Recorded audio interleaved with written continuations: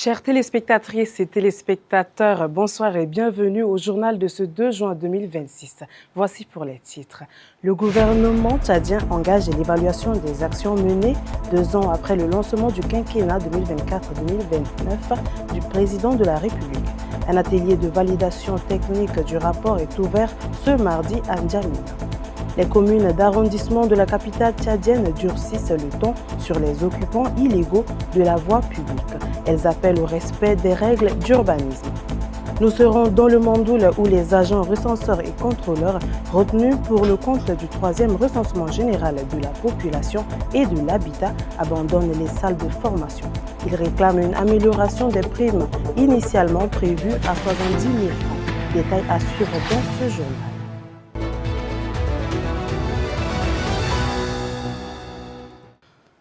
2 ans après le lancement du quinquennat 2024-2029 du président de la République, le maréchal Mohamed Idriss Déby Itno, le gouvernement tchadien engage l'évaluation des actions menées à mi-cours. À cet effet, un atelier de validation technique du rapport biennal est organisé par le secrétariat général du gouvernement. Les travaux ont été lancés ce mardi 2 juin par la ministre secrétaire générale du gouvernement, Dr Ramatou Mohamed Outouin. Tansou Hamta nous fait le point. Évaluer les avancées enregistrées et identifier les défis récents à relever, c'est l'objectif de l'atelier de validation technique du rapport biennal du quinquennat 2024-2029 du président de la République, le maréchal Mohamed Idriss Déby Itno. Durant 4 jours, les secrétaires généraux des différents ministères, les responsables administratifs et les points focaux examineront les résultats obtenus au cours des 2 premières années de mise en œuvre des engagements présidentiels. Selon le directeur général adjoint du secrétariat général du gouvernement, Gapili Pade Roger, ce rapport constitue un outil stratégique d'évaluation de l'action gouvernementale. Il permettra non seulement de mesurer le niveau d'exécution des projets et programmes inscrits dans le plan quinquennal, mais aussi de dégager les perspectives pour améliorer les performances de l'administration publique au cours des prochaines années. Cette rencontre vise également à harmoniser les données collectées et à s'assurer de leur conformité avant la finalisation du document. Ce rapport retrace les progrès accomplis, identifie les difficultés rencontrées et propose des pistes d'amélioration pour une mise en œuvre plus efficace et plus efficiente des actions prioritaires du gouvernement. Président de la cérémonie d'ouverture, la ministre secrétaire générale du gouvernement, Dr Ramatou Mohamed Outouin, a rappelé l'importance de cet exercice de redevabilité et de suivi des politiques publiques. Elle a invité les participants à faire preuve de rigueur et d'objectivité dans l'analyse des résultats afin de produire un document fidèle à la réalité des actions menées sur le terrain. Gouverner, ce n'est pas seulement annoncer des projets.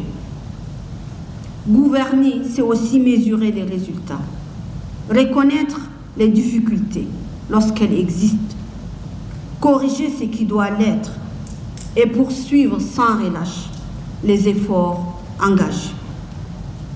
Et c'est précisément le sens de cet exercice de redevabilité que nous lançons aujourd'hui. Les travaux se poursuivront par l'examen détaillé des contributions sectorielles avant la validation technique du rapport. Le document final servira de référence pour l'évaluation à mi-parcours des engagements du quinquennat et pour l'orientation des futures actions gouvernementales en faveur du développement du pays. Le maire de la commune du 3e arrondissement de N'Djamena, Ahmad Goni Tidjani, a lancé ce mardi 2 juin une opération de dégagement des voies publiques dans le quartier Ardeb Djumal. Cette initiative vise à mettre fin aux occupations anarchiques des espaces publics et à fluidifier la circulation. Difira Vanessa Bouli. Cette action s'inscrit dans le cadre des efforts engagés par les autorités communales pour lutter contre les occupations irrégulières des espaces publics, les installations anarchiques, les étalages et autres constructions érigées sur les emprises de voies sont particulièrement visées par cette opération. Selon les responsables municipaux, ces occupations constituent un obstacle à la libre circulation des personnes et des véhicules, tout en contribuant à la dégradation du cadre de vie urbain. Pour le maire Ahmad Goni Tidjani, cette démarche répond à une volonté de restaurer l'ordre dans l'espace espaces publics et d'améliorer l'image de la capitale. Il souligne également que les voies publiques doivent être utilisées conformément à leur vocation première, celle de faciliter la mobilité des usagers. Nous sommes levés aujourd'hui avec toute mon équipe, qui est l'administrateur délégué qui est à mon droite, le maire adjoint à ma gauche et aussi les forces de défense et de sécurité, mon staff et toutes les personnes présentes que vous voyez ici. On a pris cette initiative pour vraiment dégager les occupations anarchiques, les occupations des voies publiques, etc. Les autorités communales appellent ainsi les riverains et les commerçants à respecter les limites des espaces qui leur sont attribués et à accompagner les efforts de la mairie en faveur d'un environnement urbain plus organisé. Dans le même chapitre, les occupants illégaux installés sur les emprises de la voie publique de l'avenue Charles de Gaulle ont été touchés par une opération menée par la commune du 6e arrondissement. Un durcissement de temps pour l'administratrice déléguée d'Indangde Virginie qui parle de respect des règles d'urbanisme. Reportage Barakula Maxime. Après 8 heures ce mardi, l'avenue Charles de Gaulle, l'une des principales artères du 6e arrondissement de N'Djamena, a été théâtre d'une vaste opération de déguerpissement des occupants illégaux de la voie publique. Cette intervention, préparée depuis plusieurs semaines, intervient après une campagne de sensibilisation menée par les autorités communales auprès des commerçants et des riverains. Ces derniers avaient été informés de la nécessité de libérer les emprises de la voie publique afin de faciliter la circulation et d'améliorer le cadre urbain. Sur le terrain, l'administrateur délégué N'Djamena Virginie supervise personnellement les opérations. Accompagné des services techniques et des forces de l'ordre, les équipes procèdent au démontage de plusieurs installations érigées sur les emprises de la voie publique. Baraques en tôle, étals de commerce et autres constructions de fortune sont retirées au fur et à mesure de l'avancée des travaux. Selon les autorités communales, plusieurs avertissements avaient été adressés aux occupants avant le lancement de l'opération. Elle rappelle que l'occupation anarchique de la voie publique constitue une entrave à la circulation et à l'aménagement urbain. Nous avons accordé une semaine à nos concitoyens avant de venir dégager la voie publique, surtout les trottoirs. Il est un secret pour personne que la voie qui est obstrue depuis des temps cause des accidents. Pour l'administrateur délégué, cette action s'inscrit dans une démarche durable de restauration de l'ordre urbain et de préservation des espaces publics. Je ne pense pas qu'ils vont revenir. Et s'ils reviennent, eux-mêmes, ils sont en train de montrer leur récalcitrance. Et nous, on ne va pas être légers avec eux. Au terme de l'opération, l'avenue Charles de Gaulle présente un visage plus dégagé. La commune du 6e arrondissement réaffirme sa volonté de poursuivre les actions visant à faire respecter les règles d'occupation de la voie publique. Reste à savoir si ces espaces libérés seront durablement préservés ou si, comme c'est parfois le cas, les occupations anarchiques reprendront dès le retrait des forces. Après plusieurs années de travaux, le prolongement du boulevard Ibrahim Abacha, communément appelé rue de 60 mètres, reliant les 8e et 10e arrondissements de N'Djamena, est désormais achevé. Longtemps réclamé par les habitants, cette infrastructure suscite aujourd'hui une grande satisfaction au sein des populations qui y voient un soulagement pour leurs déplacements et une opportunité de développement socio-économique. Le récit de Djurkidarata Solange sur les images d'Abakar Mahamed. Lancé en mars 2021, le projet de prolongement du boulevard Ibrahim Abacha est désormais une réalité. Pour les habitants des quartiers riverains, l'achèvement de cette route constitue un véritable soulagement après plusieurs années d'attente. Selon les riverains, avant sa finition, ce boulevard était difficilement praticable en saison de pluie. Les usagers étaient confrontés à la poussière, aux nids de poules et à d'importantes difficultés de circulation. Aujourd'hui, la situation a radicalement changé. Les véhicules circulent avec fluidité sur cette nouvelle chaussée moderne. Pour les populations des 8e et 10e arrondissements, cette infrastructure marque la fin d'un long calvaire. Le chef de projet des travaux de bitumage, Abbas Abdoulaye, se réjouit de la réussite du chantier et adresse ses remerciements aux plus hautes autorités du pays pour la réalisation de cette œuvre. C'est la première fois que le chantier de route de 3 voies aller, 3 voies retour soit réalisé à N'Djamena. C'est peut-être même s'il n'est pas abusé de dire le Tchad en général, c'est la première fois qu'on aura une autoroute de ce genre. Les conditions qu'on a travaillé pour finir ces projets, c'est pas facile, mais grâce à Dieu, grâce au concours des uns et des autres, on a fini les projets Il nous reste maintenant dans bientôt la réception. De son côté, Youssouf Ali, personne ressource, appelle les populations à préserver cette infrastructure et à en faire un usage responsable, rappelant qu'il s'agit d'un bien commun au service de tous. Au-delà de l'amélioration des conditions de déplacement, les habitants estiment que cette route favorisera les activités économiques et contribuera au développement de cette partie de la capitale. Au Mondoul, les agents recenseurs et contrôleurs retenus pour le compte du 3e recensement général de la population et de l'habitat boycottent la formation dédiée à eux. Ils réclament une amélioration des primes initialement prévues à 70 000 francs CFA, réduite par un communiqué de l'Institut national de la statistique et des études économiques et démographiques à 40 000 francs CFA. Un mécontentement suivi par notre correspondant Dominique Didéo. Initialement prévue pour 18 jours, la formation des agents recenseurs et contrôleurs est suspendue sur 2 juin. La goutte d'eau qui a débordé le vase est la diminution des primes de formation initialement prévues à 70 000 francs pour toute la formation et subitement réduite à 40 000 francs CFA sans justificatif. Cette grogne n'est pas seulement à Koumra, Moinsala et Bouna sont aussi dans le lot. Après des consultations des délégués des agents et le coordinateur provincial, aucune solution n'est trouvée et les agents ont vidé les salles en signe de protestation. Quelques agents se prononcent. On n'a pas suspendu en tant que tel, juste on a manifesté notre mécontentement suite à des informations qui ont véhiculé sur les réseaux sociaux mentionnant que les frais de formation est réduit à 40 000. Et cela a suscité vraiment des mécontentements parmi les agents recenseurs retenus pour la formation. C'est juste un boycott de 2 jours. Comment comprendre une formation qui doit se débuter de 7h30 à 17h30 sans aucune pause café ni déjeuner et on dit qu'on doit payer 2000 francs par jour pour tout ce travail-là. On voit que, bon, finalement, on a dit que ça ne nous correspond pas. Et nous avons juste demandé de revaloriser un peu l'indemnité. D'autres agents rencontrés déclarent que le coordinateur provincial menace et intimide de faire sortir une autre liste si ces derniers n'acceptent pas ce forfait de 40 000 francs CFA. Joint au téléphone, le coordinateur provincial du RGPH 3 dément formellement ces allégations. Moi, je suis passé dans les salles et puis j'étais passé dans les salles, on s'est entendu, tout ça de reprendre la formation. À ma grande surprise, quand je sors de la dernière salle, je vois que tout le monde est dehors. Voilà, c'est ce qui s'est passé. Je n'ai pas dit ça. Je suis sorti de salles là, on a discuté en toute courtoisie, on s'est entendu, on a trouvé le terrain d'attente. Le problème est que c'est comme si 2-3 personnes, ils ont démotivé les gens là et puis ils les ont fait sortir.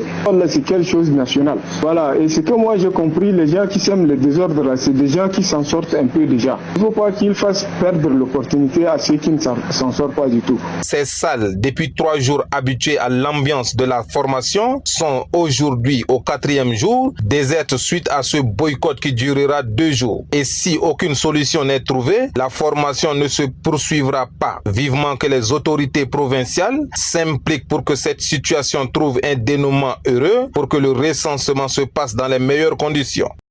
À quelques jours de l'entrée en vigueur de la décision de la commune de la ville de N'Djamena imposant le port obligatoire du casque, le débat s'intensifie au sein de la population. Entre inquiétude, mécontentement et approbation, les mototaximens affichent des positions divergentes face à cette mesure de sécurité. Ils se sont exprimés au micro de Tchatra Marilyn Dila. Le port de casque, c'est vraiment un truc bien que l'État a mis en place pour la population et aussi pour les clandomènes. Et avant tout, le port de casque, ça nous permet de nous protéger des accidents et aux autres. Maintenant, je comprends la préoccupation des clandomènes qui ne veulent pas porter le casque. C'est dû à la chaleur qui se présente actuellement au Tchad. Parce qu'il faut voir aussi la température du Tchad, de N'Djamena précisément. La température peut monter jusqu'à 42-43 degrés. Et sur le fait de porter le casque, des fois, ça nous empêche même d'entendre par derrière. Si quelqu'un klaxonne par derrière, on n'arrive pas à entendre. Et aussi la chaleur, donc je comprends aussi leurs préoccupations. Mais maintenant, le port de casque, c'est vraiment important et c'est vraiment nécessaire. Donc je conseille aux autres de porter aussi les casques. Par rapport au port de casque, je pense qu'il y a assez de avantages par rapport aux inconvénients. Les avantages, c'est que le port de casque te permet de te protéger. Si par exemple tu tu connais un accident, tu tombes, tu peux encore protéger la tête. Et là, ça permettra au service de constat de te détecter ou encore de reconnaître ta face très rapidement. Ça, c'est l'un des avantages. La deuxième, c'est que, par exemple, au moment de la saison de pluie, il pleut avec les casques, tu peux très bien circuler parce qu'il y a déjà les vitres qui sont là. Ça protège ta face et tu peux continuer plus loin. C'est vraiment bien. On n'a pas besoin de faire de la police derrière la population. On peut juste passer le message de sensibilisation parce que c'est à l'intérêt d'abord de notre personne. C'est à l'intérêt de notre personne d'abord. Parce qu'on n'a pas besoin de nous serrer. On peut juste nous sensibiliser et que voilà, on peut chercher à porter des casques pour notre sécurité. C'est vraiment très important pour nous les conducteurs de motos parce que ça nous protège. Mais le fait de mettre la rigueur pour les clandomans de porter les casques en même temps avec leurs clients, c'est-à-dire cette décision, il faut revoir cela.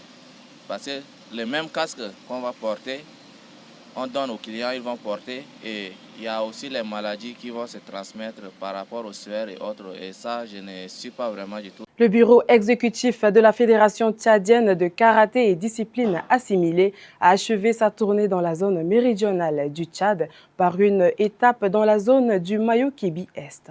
Cette mission est axée sur le renforcement des capacités des acteurs du karaté, la restitution des bureaux des ligues provinciales et la restructuration des instances locales.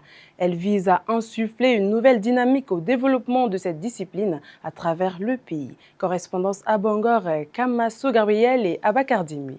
Après plusieurs jours de travail dans les provinces de la zone méridionale, le bureau exécutif de la Fédération tchadienne de karaté et discipline assimilée a clôturé sa tournée dans la province du Mayo-Kébi-Est. Cette mission s'inscrit dans le cadre de la politique de redynamisation des ligues provinciales et du renforcement de compétences des encadreurs et pratiquants du karaté. La cérémonie de clôture s'est déroulée en présence des autorités administratives et sportives, des responsables des ligues, de maîtres de karaté ainsi que de nombreux pratiquants venus assister à cet événement. Dans son mot de bienvenue, le représentant du délégué provincial de la jeunesse et des sports du Mayo-Kébi-Est, Chaklia Ifassou, a salué l'initiative de la fédération. C'est le moment de profiter et relancer ces ligues. Beaucoup se plaignent à propos du matériel. Pour ceux qui sont en activité, à chaque fois qu'il y a des rencontres, ils se plaignent de matériel. Pas de tatamis, et tantôt des vieux tatamis envoyés qui ne leur servent même pas. Vous êtes là présents. Nous sommes très fiers de votre présence et c'est l'occasion de vous présenter aussi les doléances, surtout le matériel. Prenant la parole, le président de la Fédération tchadienne de karaté et discipline assimilée, Maître Mahadi Kassouré, ceinture noire 5e dan, a rappelé que cette tournée avait pour objectif principal de renforcer les capacités techniques et administratives des acteurs du karaté tout en rapprochant la Fédération des ligues provinciales. Chers karatékas, je suis convaincu que parmi vous se trouvent de futurs talents capables d'intégrer l'équipe nationale. Ces stages constituent une excellente opportunité pour perfectionner vos techniques, approfondir vos connaissances et partager vos expériences. Après la phase technique, la cérémonie a également été marquée par l'installation officielle du bureau exécutif provincial. Le nouveau président de la Ligue, Mamad Nour Saleh Agar, a remercié le bureau exécutif de la fédération pour les efforts consentis en faveur du développement du karaté dans le Mayo-Kébi-Est. Une remise des documents destinés au fonctionnement de la Ligue a été offerte par le président et une photo de famille amie fin à cette cérémonie. Nous nous approchons de la Coupe du monde de football conjointement organisée par les États-Unis d'Amérique, le Canada et le Mexique. Les mesures de prévention pour empêcher la propagation du virus Ebola se multiplient. Les pays occidentaux et surtout ceux organisateurs de ce tournoi ont restreint les voyages en provenance des zones touchées et en partance des leurs. Ces mesures et le refus de visa aux supporters n'abaisseront-ils pas le nombre d'affluences? Pas fin durée. La projection des 5 à 6 millions de billets vendus pour la fréquentation à la Coupe du monde de football préétablie par la Fédération internationale de football association, FIFA, pourrait s'affaisser devant les mesures prises par les États-Unis d'Amérique, le Mexique et le Canada pour éviter la propagation de l'épidémie Ebola. Ces États organisateurs, chacun va de sa législation contre ce mal, selon les analyses de leurs messages recoupés à travers les médias. Les États-Unis d'Amérique ont suspendu la délivrance des visas pour les ressortissants des pays comme la République démocratique du Congo, épicentre du virus d'Ebola, le Soudan du Sud, le Ouganda. Quant au Mexique, bien que les visas ne soient pas automatiquement refusés dans tous les cas, de nombreux supporters se voient refuser l'accès à ces pays. Enfin, tous les voyageurs des pays touchés se rendant au Canada doivent s'isoler pendant 21 jours. En guise du respect de ces mesures de restriction drastiques, la sélection de la République démocratique du Congo